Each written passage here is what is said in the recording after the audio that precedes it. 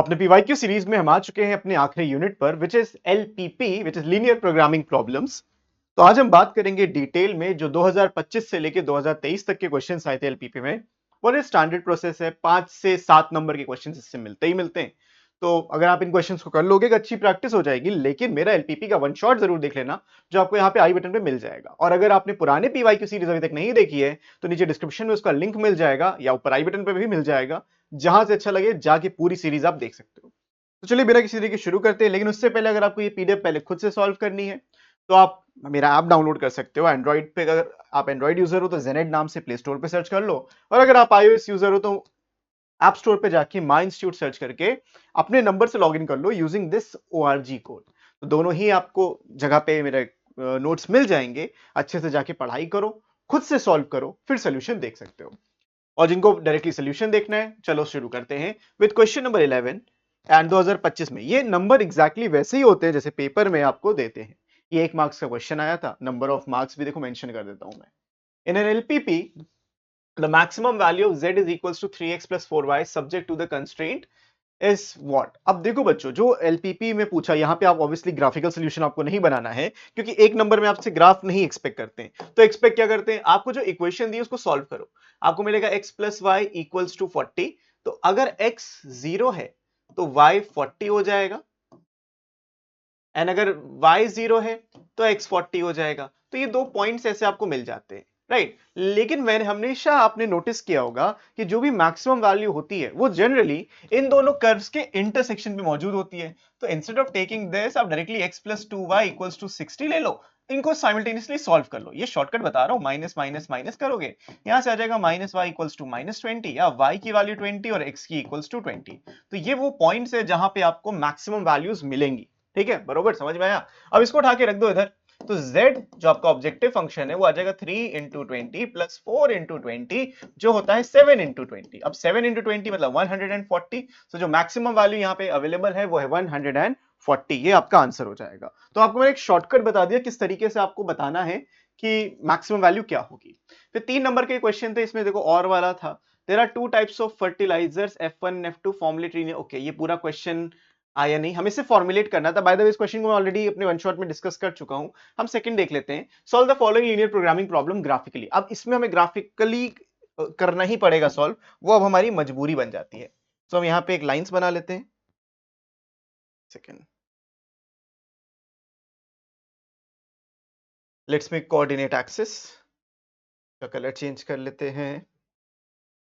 ठीक है, ये बन जाएगा आपका कोऑर्डिनेट एक्सिस। थोड़ा सा सीधा हो जाए बस, परफेक्ट।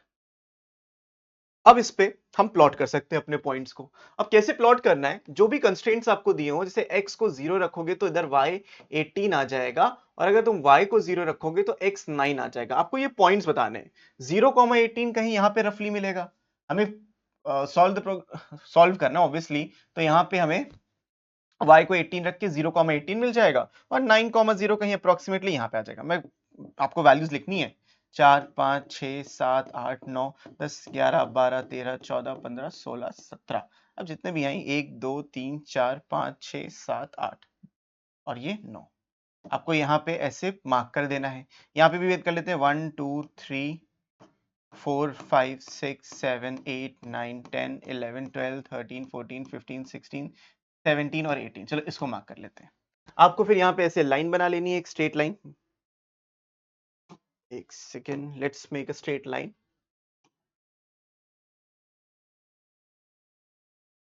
कलर चेंज कर देंगे, ज्यादा समझ में आएगा अभी। Okay, this is better. This is the line जो ऐसे कट करते हुए इन दोनों पॉइंट्स को कट करते हुए जाए। ये आपकी लाइन बन गई। फिर इसी को डुप्लीकेट अभी कर लेंगे हम बाद में। दूसरी लाइन को बनाने के लिए क्या करना है, इसको देखते हैं। अगर मैं लिखूंगा 3x plus 2y equals to 34, अगर आप x को 0 कर दोगे तो y आ जाएगा 17, यानी एग्जैक्टली इस पॉइंट की हम बात कर रहे हैं। और अगर आप y को 0 कर दोगे तो x आ जाएगा 34 बाय, यानी कि 11.33। तो यहाँ पे आ जाएगा 9 10 11 12, यहाँ पे कहीं। तो इन दोनों को लेट्स डुप्लीकेट दिस लाइन।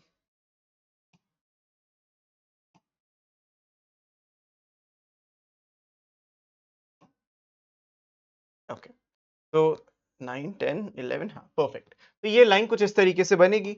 आपका जो सोल्यूशन होगा वो इनके इंटरसेक्शन पे देखो यहां पे मिलेगा। This will be the solution for this linear equation. ठीक है, ये आपका जो इंटरसेक्शन पॉइंट होगा। x greater than 0, y greater than 0, first quadrant की बात कर रहे हैं। आपको हाईलाइट करना है, आप ये हाईलाइट कर दोगे, ये आपका फीसिबल रीजन बन जाएगा। लेस देन पे था तो ये फीसिबल रीजन हो जाएगा। अब आपको देखो मेहनत ज्यादा नहीं करनी है कि हम यहाँ पे सॉल्व करें, इसको साइड में सॉल्व कर लो। मतलब 2x plus y equals to 18 और 3x plus 2y is equals to 34। इसको 2 से मल्टीप्लाई करेंगे तो 4x plus 2y is equals to 36 आ जाएगा। माइनस करेंगे x की वैल्यू यहां से 2 आ जाएगी। सो x हमें 2 दिख भी रहा है, देखो यहां पे x 2 आ जाएगा। और अगर x 2 है, किसी भी इक्वेशन में वैल्यू रख दोगे, आपको y मिल जाएगा, y इज इक्वल्स टू 14। ठीक है, y इक्वल्स टू 14 मिल जाएगा, किसी भी इक्वेशन में रखोगे। This will be your answer. Got it? तो x2 y14 तो 2 14 हमें मैक्सिमाइज करना था, तो 50x प्लस 30y ये मेरा ऑब्जेक्टिव फंक्शन है। इनको मुझे कॉर्नर पॉइंट्स के साथ मैक्सिमाइज करना होता है। मैं यहाँ पे लिखूंगा एक कॉर्नर पॉइंट्स और यहाँ पे z is equals to 50x plus 30y। जितने भी आपको कॉर्नर पॉइंट्स दिख रहे हैं सब लिख दो, 0,0 लिखना। फिर ये कॉर्नर पॉइंट्स जो ये है देखो 8,0 8,0 9,0 वी हैव 9,0। देन ये एक कॉर्नर पॉइंट ये भी है विच इज 0,18। फिर एक कॉर्नर पॉइंट ये आएगा विच इज 2,14। अब इसमें आपको वैल्यूज रखनी है, इधर रखोगे तो 0 आएगा। 59 जा 450 होता है, 13 जा यहाँ पे 540 हो जाएगा। अब यहाँ पे ये 100 हो गया, 14 जा 420, 540 420, 2,14 ही तो है ना। ठीक है, दैट इज 18 17, सॉरी वो 17 था नॉट 18, ये 0,17 था, ये पॉइंट 17 है, दिस इज 17। तो 540 नहीं आएगा, इट विल बी 17 3 510 और यहाँ पे 2,14 पे आ जाएगा 520। You just have to put x and y की values respectively and you will get the answer. ये पूरा सेटअप का आपको 3 नंबर मिल जाएगा। I hope this is clear, समझ में अच्छे से आ गया। बढ़ते हम अगले सवाल के ऊपर विच इज क्वेश्चन 37। ये थोड़ा सा बढ़िया क्वेश्चन था, इसको हम कहते हैं ट्रांसपोर्टेशन प्रॉब्लम। अब ट्रांसपोर्टेशन प्रॉब्लम जनरली इस बार शायद आपके कोर्स में नहीं है, लेकिन मैंने इसको कंप्लीटली पढ़ाया हुआ है। एक बार इसको भी दोबारा से सॉल्व करके आपको समझा देता हूं कि कैसे करना, अगर आ गया तो आप कर पाओ। हमें इसमें क्या करना है, तो cost of transportation per unit सबका दिया है। अगर P से A तक जाएगा तो 160 रुपए लगेगा, P से B तक जाएगा तो 100 रुपए लगेगा, P से C तक जाएगा तो 150 रुपए लगेगा, Q से A में 100 रुपए, Q से B में 120 रुपए और इनका ये कुछ दिया हुआ है। और वीकली रिक्वायरमेंट डिपो की दी है। देखो यहाँ फैक्ट्री है, दोनों P और Q फैक्ट्रीज हैं, A B C डिपो है, यहां से पूरा यूनिट आपका जाता है। तो अगर मैं इसको थोड़ा सा अच्छे से बना दूं, आपको समझा पाऊंगा अच्छे से। ये B है, ये A है और यहां पे आ गया C, इधर आएगा P, इधर आएगा Q। इन्होंने बोला ये फैक्ट्रीज हैं, फैक्ट्रीज को थोड़ा सा अलग मैं दे देता हूं। इससे x यूनिट जा रहा है, इससे y यूनिट जा रहा है। अब इसकी रिक्वायरमेंट 4 यूनिट की थी, अब इसको x यूनिट यहां से मिल चुका है, तो Q इसको कितना प्रोवाइड करेगा, Q से जाएगा 4 माइनस एक्स, क्योंकि टोटल रिक्वायरमेंट 4 की थी, x ऑलरेडी मिल चुका है तो 4 माइनस एक्स। अब B को जो रिक्वायरमेंट थी वो भी 4 की थी, y इसको ये दे दिया तो बचा हुआ इसको ये दे देगा 4 माइनस वाई। अब यहां पे क्या आएगा, P के पास टोटल 9 यूनिट्स थे, P के पास टोटल 9 थे, जिसमें से x और y तो इधर चले गए, तो जितना बच गया वो इसको भेज देगा 9 माइनस एक्स माइनस वाई। अब Q के पास क्या आएगा, Q के पास टोटल 5 यूनिट थे, उसको 6 यूनिट की रिक्वायरमेंट थी, इसको सिर्फ 6 यूनिट की रिक्वायरमेंट है। तो हमको जो 6 यूनिट बनाना है वो इसका और इसका सम बनाना है। अब Q के पास टोटल 5 यूनिट्स थे, जिसमें से उसने ये दे दिया, तो हमें 5 यूनिट Q के पास थे, इसमें से 4 माइनस एक्स जा चुका है और 4 माइनस वाई जा चुका है, ये दोनों वैल्यूज जा चुकी हैं इसके पास से। तो 5 minus 4 plus x minus 4 plus y, तो इधर से आ जाएगा x plus y minus 3, x plus y minus 3, this will be the value x plus y minus 3। ये Q इसको दे देगा और यहां पे टोटल जाना था 6 यूनिट। अब इससे फायदा क्या होगा, देखो हमें मालूम है कि इसको टोटल 6 यूनिट मिलना है, और इससे फायदा ये होगा कि इन दोनों का जो सम होना चाहिए वो 6 होना चाहिए, जो आ रहा है। अगर आप नोटिस करो इन दोनों का सम करेंगे तो 6 आ रहा है, तो कंप्लीट ये आपने प्रॉब्लम सॉल्व यहां पे कर ली। बात समझ में आई? अब हमें क्या करना है, कॉस्ट को मिनिमाइज करना है। The cost of the transportation per unit is given as, ये दिया है फ्रॉम दिस लोकेशन। ठीक है, द प्रोडक्शन, ये हमें सब कुछ पता था। अब यहाँ पे क्वेश्चन दिया है find in terms of x and y how many units of commodity be transported from factory P to depot C. P से सी में कितना जाएगा? पी से सी में जाएगा 9 माइनस एक्स माइनस वाई।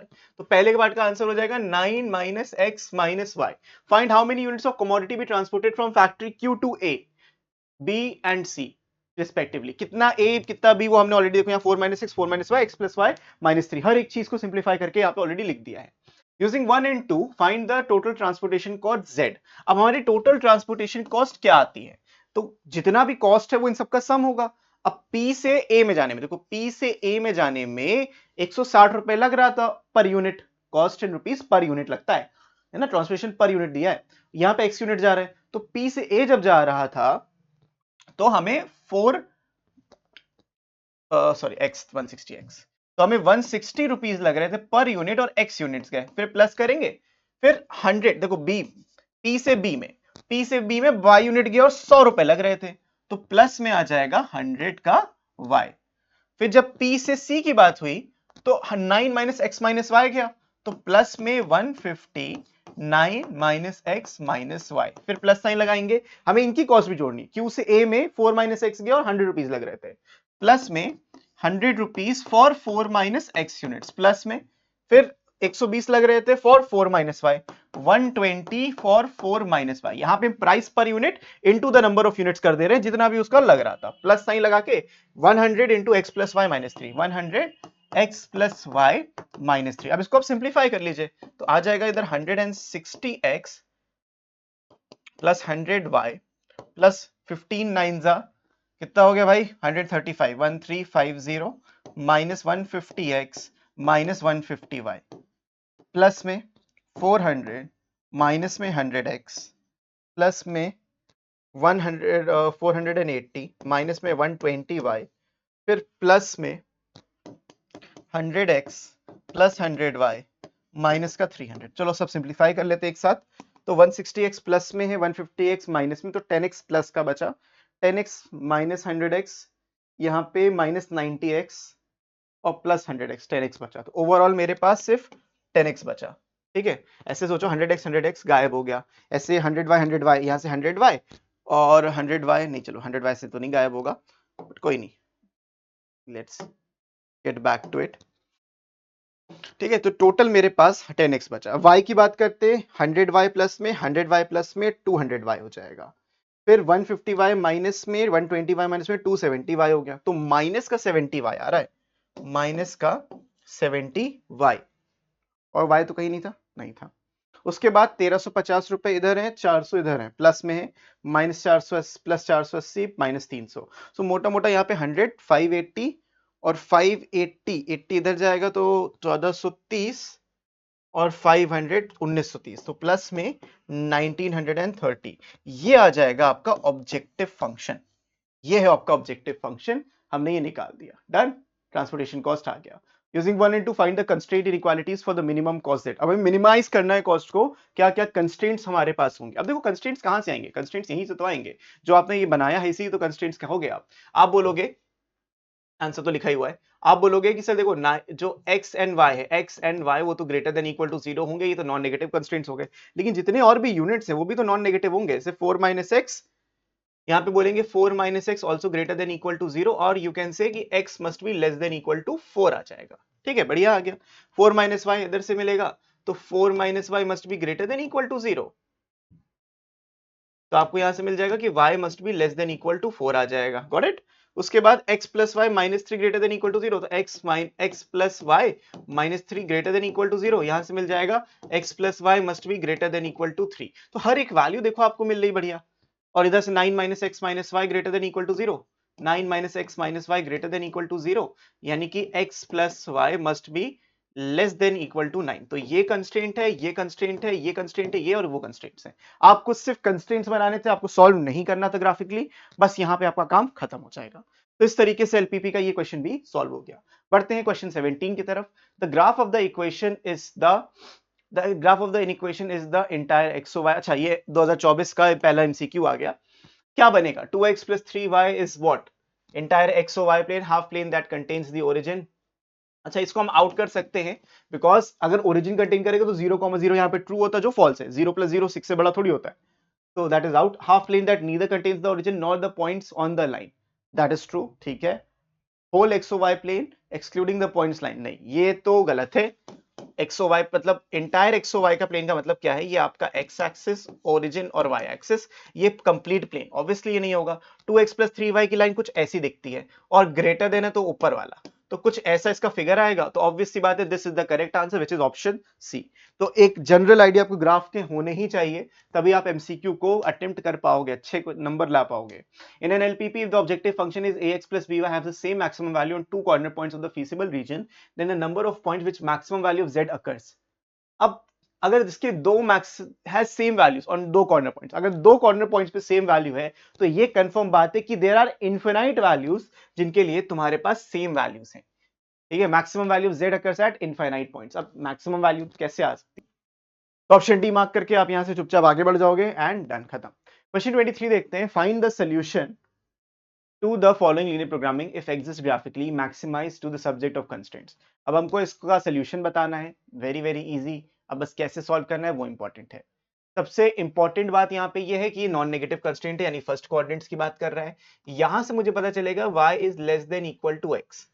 ये एक लाइन क्या होगी, समझो, एक रफ आइडिया आपको समझाता हूं कि कैसे निकलेगी. ये जो लाइन होगी ये ओरिजिन से इक्वालिटी में जाती है. अब y less than equal to x का मतलब ये है वो जगह, वो रीजन जहां पे हम जो भी x रखें y उससे छोटा है, वो रीजन जहां पे हम जो भी x रखें y उससे छोटा है, वो तब होगा जब हम इस नीचे वाले एरिया की बात करेंगे, इस नीचे वाला एरिया, करेक्ट. उसके बाद बोला है x minus y greater than less than -1. अब x minus y less than -1 का मतलब क्या, आप यहाँ पे लाइन बनाओ, x minus y equal to -1 बोला, आपने अगर y को 0 रखा तो x की वैल्यू -1 आएगी, अगर आपने x को 0 रखा तो y की वैल्यू 1 आएगी, करेक्ट. तो ऐसा आपको कुछ मिलेगा. तो x -1 पे y 0 दे रहा है, यानी कि हम इस पॉइंट की बात कर रहे हैं, और x 0 पे y की वैल्यू 1 आ रही है, x 0 पे y हैज टू बी 1, तो ये हम इसकी बात कर रहे हैं. तो ये जो लाइन होगी वो कुछ ऐसे जा रही होगी, करेक्ट, ये लाइन ऐसे जा रही होगी. तो हमारा मेन ऑब्जेक्टिव है कि इस वैल्यू की, इसकी हम जांच पड़ताल करें. अब ये हमें कैसे मिलेगा उसको समझ लेते हैं, क्योंकि x इक्वल्स टू वाई, हमें यहाँ पे क्या पता है, x is equals to y, हम यहाँ पे एज्यूम कर सकते हैं ना, उसको उधर भेजा, x is equals to y हो गया. अब यहाँ पे सिंप्लीफाई करने के लिए we write x minus y equals to -1. x equals to y तो कट जाएगा वैसे वो, if exist x plus y subject to the constraints. यहाँ पे वैल्यूज या तो भाई कुछ मिसप्लेस्ड है या तो आ नहीं रही, क्योंकि हमने जो वैल्यूज रखी है एकदम वो सही रखी है. एक तो लाइन हो गई और इन दोनों का इंटरसेक्शन, इन दोनों के इंटरसेक्शन, इनका इंटरसेक्शन या तो कभी होगा ही नहीं, -1 से, हाँ, इनका इंटरसेक्शन या तो कभी होगा नहीं. हमने यहाँ पे बना दिया एक रफ आइडिया, लेकिन अगर आप ग्राफ से बनाओगे, देखो, अगर आप ग्राफ से इसको बनाओगे, ड्रॉ करोगे, तो ये नहीं बनना चाहिए. यहाँ पे वैल्यू है, दूसरी ऐसे रखे ना, x को अगर मैंने 0 रखा तो y की वैल्यू 1 आ जाएगी बिकॉज ऑफ दिस इक्वेशन, और अगर हमने y को 0 रखा तो x हैज टू बी -1. तो ये -1,0 कहाँ पे आता है, ये आएगा -1,0, और 0,1 कहाँ पे आएगा, यहाँ पे आएगा. तो ये कुछ ऐसे जाएगा, ये भी ऊपर जाएगा, हो सकता है कभी मीट ही ना करे. तो इसका जो आंसर होगा x plus y subject to the, हमें मैक्सिमाइज करना है. अब मैक्सिमाइज कहाँ पे होगा, फर्स्ट क्वाड्रेंट में कहाँ मैक्सिमाइज होगा, तो वो पॉसिबल है या तो यहाँ पे या तो यहाँ पे. तो इट कुड बी 0 ओनली, मतलब यहाँ पे हो सकता है, क्योंकि ऐसे तो हमेशा इन्फिनाइटली वो ऊपर जाता ही रहेगा. तो हो सकता है अगर इक्वेशन में कोई दिक्कत नहीं है तो सोल्यूशन में कुछ हो सकता है. नेक्स्ट क्वेश्चन देखते हैं. In number theory it is often important to find factors of an integer n. The number n has two trivial factors, namely 1 and n. Any of the factor exist called non trivial factor of n. तो ये case study का question था एक. Naresh has plotted a graph of some constraints, linear in equation with points 0, 50, 20, 40, मतलब वो सारे point जो आपको यहाँ पे दिख रहे हैं, and 100, 0. This graph is constructed using three non-trivial constraints and two trivial constraints. One of the non-trivial constraint is this. अब अगर आपको trivial non-trivial में कोई दिक्कत थी, अब ये समझ गए होगे कि ऐसे क्वेश्चन जहां पे x और y दोनों साथ में मौजूद हैं, वो हो गया आपके नॉन ट्रिवियल कंस्ट्रेंट्स, और जिसमें सिर्फ x या सिर्फ y है वो आपका ट्रिवियल कंस्ट्रेंट. तो पहला सवाल ही है, what are the two trivial constraint.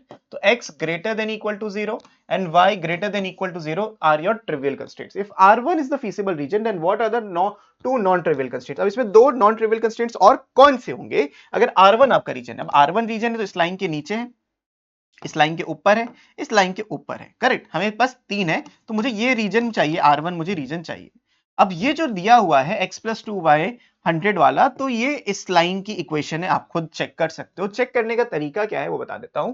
आप देखो, जो भी लाइन से मैंने अभी इसको रेड लाइन बनाया, जिस एक्सिस पे वो पॉइंट को कट कर रहा होगा, आप उसको लिख लो। मतलब x एक्सिस पे वो 100 पॉइंट को कट किया है, y एक्सिस पे वो 50 पॉइंट को कट किया है, इक्वल्स टू 1। ये तरीका होता है इक्वेशन ऑफ अ लाइन निकालने का, अगर आपको इंटरसेप्ट्स दिए। इसको आप सिंप्लीफाई करोगे तो x plus 2y equals to 100 आएगा, जो कि तुम्हें यहाँ पे दिख भी रहा है, x plus 2y equals to 100। अब क्योंकि ऊपर वाला हम रीजन ले रहे हैं, तो इसीलिए ग्रेटर देन इक्वल टू 100 लिख देते हैं। ये मेरा हो गया जो दिया था सोल्यूशन में। अब हम आते हैं इस लाइन के ऊपर, जो this line, I am talking about this line. अब यहां चलो, या तो अभी उसको छोड़ो, पहले इस पे इंटरसेप्ट वाले पे देख लेते हैं। तो इस पे y एक्सिस पे 200 है और x एक्सिस पे अभी भी 100 है। So x by 100 plus y by 200 is equals to 1। ये इक्वेशन ऑफ अ लाइन मिलेगा, फिर ऊपर नीचे वो बाद में डिसाइड करते हैं। तो यहां पे आ जाएगा आपका 2x plus y is equals to 200। अब हमें पता चल गया ये लाइन जो है x प्लस 2y इक्वल्स 200 है, लेकिन नीचे की तरफ चाहे R1 हो चाहे R2, हम नीचे की बात कर रहे हैं।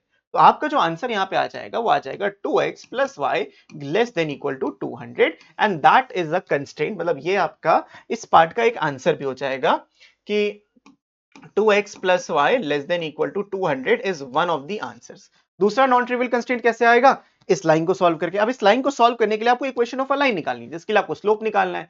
स्लोप निकालने के लिए आपको 100, ये क्या है, ये 0,0 हो गया, आपको दिख रहा होगा, आई होप दिस इज 0,0, और ये जो लाइन जा रही है हम इसकी बात कर रहे हैं, और 50,100 दिया है। तो आप लिखोगे y2 minus y1 x2 minus x1, total slope आ गया 2। ये स्लोप हमें मिल गया। अब हम पॉइंट्स लिख लेते हैं। तो y minus y1 equals to slope x minus x1। तो आंसर आ जाएगा y इक्वल्स टू 2x। ये लाइन आ गई। तो this line is equals to y is equals to 2x। ये जो लाइन जा रही है y इक्वल्स टू 2x की लाइन है। अब सवाल ये है कि ऊपर या नीचे। अब इसके ऊपर की तुम बात करोगे तो यहां पे देखो, आप कोई भी पॉइंट एक लग के देख लो। यहां पे हम कोई भी एक पॉइंट लेते हैं, y इक्वल्स टू 2x है। तो अगर इस लाइन पे रहोगे तो कुछ भी आ सकता है। यहां पे अगर हम कोई पॉइंट उठा ले, मानो इसको उठा लिया 100,0, अगर 100,0 लूंगा तो क्या इसको सेटिस्फाई करेगा? तो 100 greater than equal to 0, correct. तो ग्रेटर देन का साइन यहां पे आएगा, तो आप बोलोगे कि y greater than equal to 2x। ये आपका एक सोल्यूशन आ जाएगा। तो y greater than equal to 2x is also one of the non trivial solution. तो एक नॉन ट्रिवियल ये था, नॉन ट्रिवियल ये था, और ये नॉन ट्रिवियल था, खत्म।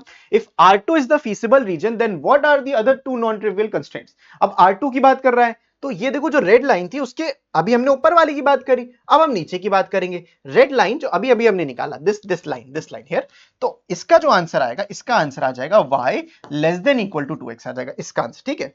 बी पार्ट का जो आंसर आ जाएगा y less than equal to 2x आ जाएगा। ये एज इट इज रहेगा, क्योंकि रेड लाइन के तो ऊपर ही था। तो आप 2x plus y less than equal to 200, ये सॉरी ये येलो लाइन के नीचे था, तो लेस देन इक्वल टू 200। तो ये नॉन ट्रिवियल सॉल्यूशंस आ गए। अब यहां पे थर्ड पार्ट की बात करते हैं। अब R1 is the feasible region, then find the maximum value of the objective function 5x plus 2y। अब हम अगर इसी फीसिबल रीजन की बात कर रहे हैं, तो मैक्सिमम वैल्यू कहां होगी? कॉर्नर पे होगी, या तो इस कॉर्नर पे, या तो इस कॉर्नर पे, या फिर इस कॉर्नर पे। तो मोस्ट लाइकली इंटरसेक्शन पे ही होती है।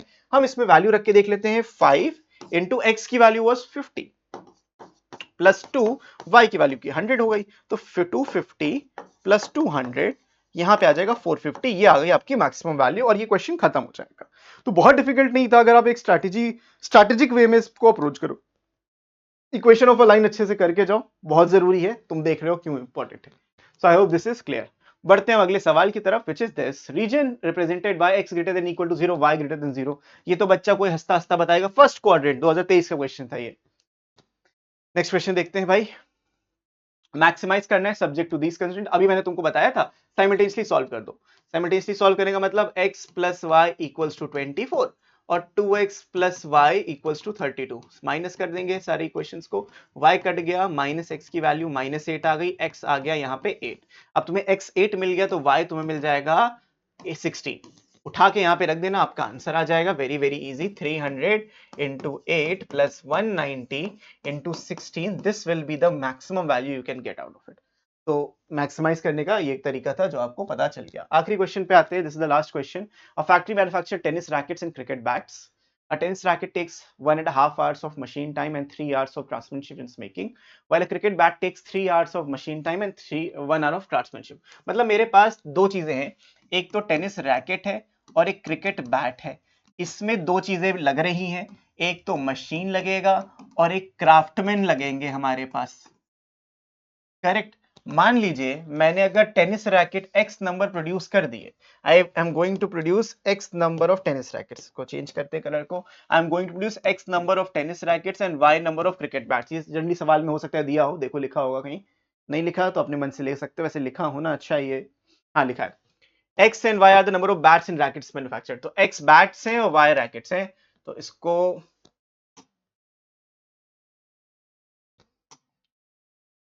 क्रिकेट बैट टेनिस रैकेट, जो सवाल में दिया उस हिसाब को हमको एडजस्ट करना पड़ेगा। अब क्रिकेट बैट की पहले हम बात कर, टेनिस रैकेट 1.5 घंटा मशीन टाइम ले रहा था, तो 1.5 आवर लिख देंगे, और 3 आवर ऑफ क्राफ्ट्समैनशिप ले रहा था। जो क्रिकेट बैट था वो 3 घंटा मशीन टाइम ले रहा था और 1 आवर ऑफ क्राफ्ट्समैनशिप ले रहा था, तो हर एक चीज को हमने यहाँ पे देखो लिख लिया। टोटल जो टाइम है in a factory, availability of not more than 42 hours for machine time, 42 hours machine को दे रहे हैं, मतलब जो भी होना चाहिए लेस देन इक्वल टू 42 होना चाहिए, और 24 आवर्स, क्योंकि इंसान बेचारे लिमिटेड काम कर सकते हैं, मशीन तो 2 हो सकती है, 2.5 हो सकती है, जितनी मशीन काम करेंगे उतना आप उसको दे सकते हो, तो लेस देन 24 आ गया। और profit on a racket and a bat is 20 and 10 rupees respectively, तो ऑब्जेक्टिव फंक्शन जो हो जाएगा वो 10x प्लस 20y आएगा, 20x प्लस 10y नहीं, क्योंकि x नंबर ऑफ बैट्स हैं और y नंबर ऑफ रैकेट्स हैं, इन्होंने लिखा है x number of bats and y number of rackets, then the write the expression for total profit. The total profit, which is the objective function, is 10x plus 20y. This is the objective function. Write the constraint that relates to the number of craftsmanship hours. Craftsmanship hours का क्या होगा भाई, x 1x plus 3y less than equals to 24, हो गया काम खत्म कर दिया। Determine the maximum profit earn by the factory, how many bats and rackets manufactured to earn the maximum profit. दोनों ही चीजें आप एक ही से निकाल सकते हो अगर एक ही सवाल करोगे। यहां से हम निकालेंगे मशीन का भी, क्योंकि 3x plus 1.5y less than equal to 42 होता है। अब ये आपको लगेगा हमें 2 से मल्टीप्लाई करना चाहिए, मैं कहता हूं 1.5 से डिवाइड कर दो। अगर इसको आप 1.5 से डिवाइड करोगे तो 2x मिलेगा प्लस y मिलेगा और लेस देन इक्वल टू 1.5 से डिवाइड करेंगे तो 42 डिवाइडेड बाय 1.5, इधर से 0 आ जाएगा, 5 टाइम्स 3 से जाएगा 140, 2 एंड 28 आ जाएगा, तो मुझे यहाँ पे मिल जाएगा 28, तो 28 आ जाएगा। तो equation number 1, equation number 2, x greater than equal to 0, y greater than equal to 0, ये हो जाएगा। अब आपको इसमें एलपीपी बनाना आता है, इक्वेशन बनाना आता है और ग्राफ बनाना भी आई होप आता है। मैं डायरेक्टली यहाँ पे सॉल्व कर दे रहा हूँ क्योंकि मुझे मालूम है कि जहां पे भी इनका इंटरसेक्शन होगा वही मैक्सिमम वैल्यू आपको देगा। तो हमने ये बना लिया, इसको 2 से मल्टीप्लाई करके लिखेंगे तो 2x plus 6y equals to 48, subtract कर लेते हैं तो 5y is equals to 20, y की वैल्यू आ जाएगी 4। अब अगर y 4 है तो x 12 हो जाएगा। This is the maximum number of bats, maximum number of rackets that will be made, तो आपको इसका आंसर मिल जाएगा। ये 12 और 4 को अगर मैं यहां पे रख दूंगा मेरे को मैक्सिमम प्रॉफिट मिल जाएगा। तो दोनों ही तरीके से आपको मैंने तरीका बता दिया, दोनों पार्ट्स का आंसर भी समझा दिया। So I hope this is clear. मैंने अच्छे से आपको एलपीपी का जितने भी 3 साल के क्वेश्चन थे मैंने करा दिए, और इसी के साथ जो मेरी पीवाईक्यू सीरीज थी आज होती है यहाँ पे समाप्त। लेकिन अगर आपको मेरे गेस्ट पेपर्स चेकआउट करने हैं तो उसको भी कर लो, क्योंकि यहाँ पे मैंने पीवाईक्यूज तो करा दिए, लेकिन नए नए क्वेश्चन आपको हमेशा प्रैक्टिस करते रहना चाहिए। उसका आपको तरीका एक ही है कि आप सैंपल पेपर्स और गेस्ट पेपर्स को सॉल्व करो। मेरे गेस्ट पेपर्स मैं इसलिए कहता हूं क्योंकि उसका मैं वीडियो सोल्यूशन भी आपको प्रोवाइड करता हूं, तो जाओ चेकआउट करो, किस बात की देरी। खैर इस वीडियो के लिए बच्चों इतना ही, मैं मिलता हूं आपसे नेक्स्ट वीडियो में, तब तक के लिए keep practising, keep learning, take care and bye bye.